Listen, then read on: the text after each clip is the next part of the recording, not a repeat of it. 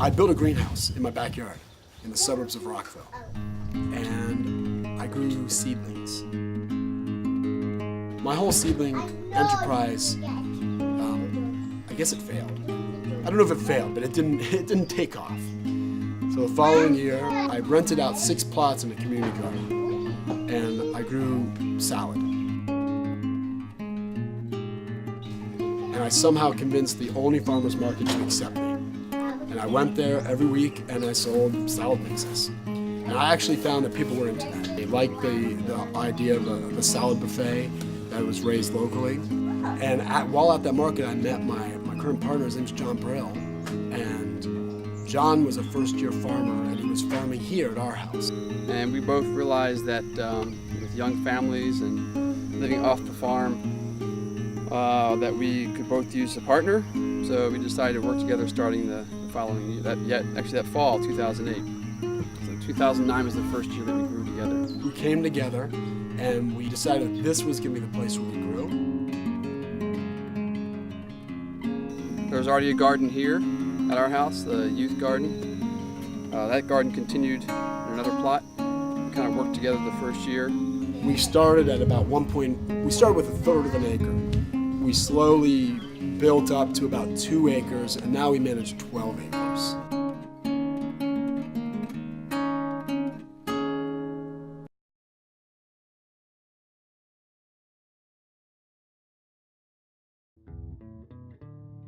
And part of the deal was that since we had the land here for free, we would have the trainees work for us and we pay them for their work.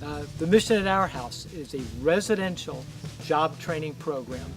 It takes at-risk young men, and during the daytime we teach them the job skills, job training, farming, small engine repair, construction. Then at nighttime we have their high school classes.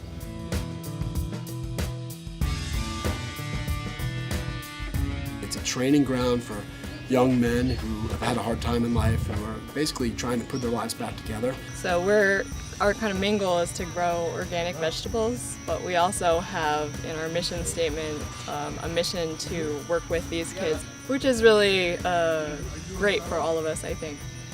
They actually see growth, they can see that they can create something, they can see something go from fruition. Plant a little seed, a week later it's a little bigger, and weeks and weeks later they're munching it down, eating it. And that's a terrific experience for these young men. We have a lot of support from the Olney community, as well as we'd say all of Montgomery County, and especially the students and parents at Montgomery Blair High School, where I'm also a social studies teacher.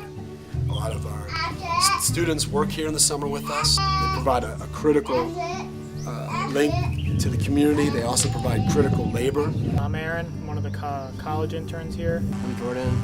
I'm a farmer here at the farm at our house. I'm Alex. I've been here working on this farm for about 1.5 years now.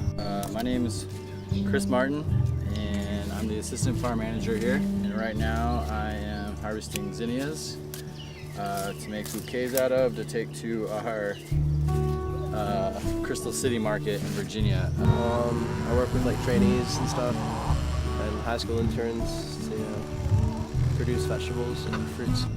I do a lot of harvesting, a lot of weeding. In the mornings we do eggs, gotta refill the chickens.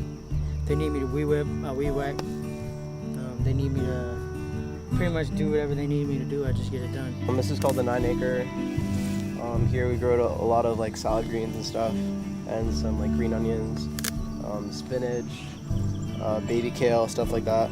This is what is going to like the bulk of our markets right now. Summer crops, summer squash, stuff like that.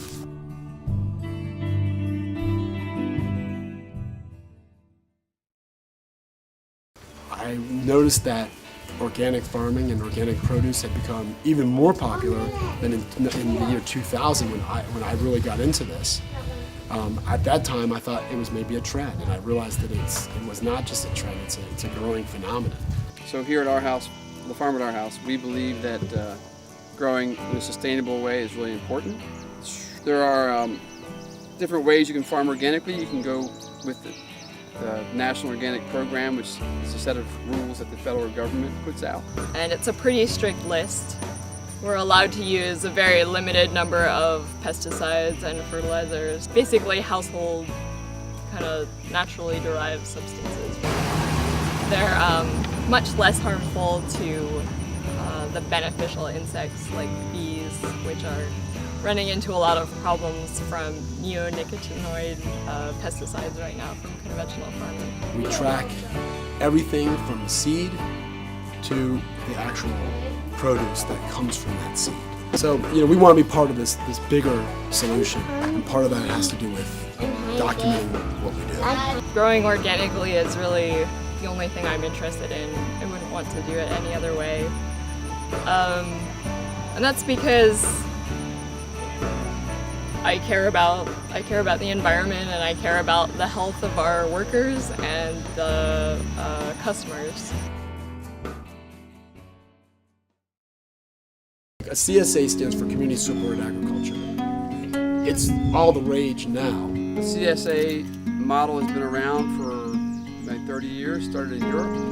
The idea is that the community becomes a part of the farm and supports the farm, and financially and oftentimes in terms of volunteer work. And in return, members who join the CSA receive a share of the crop. Now the CSA is here on the farm and at our Silver Spring Farmers Market. Our model is one where you get a credit at the beginning of the season equal to the amount that you provided for your membership fee. And over the course of the year, you use that credit whenever you come to the farmer's market or to the farm. And you get to pick basically what you want. So basically they sign up for a subscription at the beginning of the year, around January, when we really need the money to buy things like seeds and equipment, and we don't really have money coming in from the produce. So they sign up then, and then during the growing season, every week they get kind of a portion of what we grow.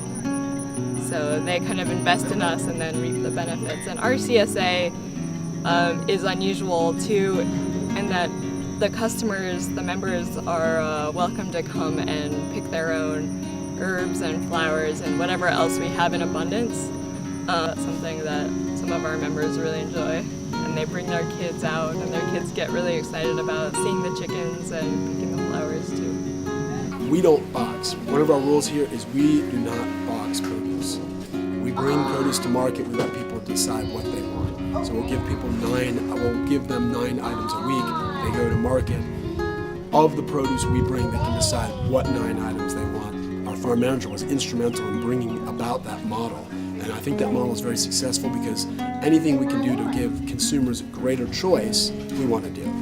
We focus on growing a really wide variety of crops because with growing for farmers markets and a CSA, our customers are kind of looking for a mix of things they can't find in the grocery store and things that maybe they can find in the grocery store but are just fresher and maybe higher quality and have a little bit of a spin on them. So for example, we grow a zucchini that's an heirloom Italian variety called Cocozelle, and that one you wouldn't find in the grocery store. It was only in this past year that we really expanded this operation significantly. We dug a well. We now have an irrigation system that allows us to irrigate probably 10 acres of land. We built this pole barn that we're talking in, and behind us we built this walk-in refrigerator, which allows us to store the produce and so we can harvest on a regular basis.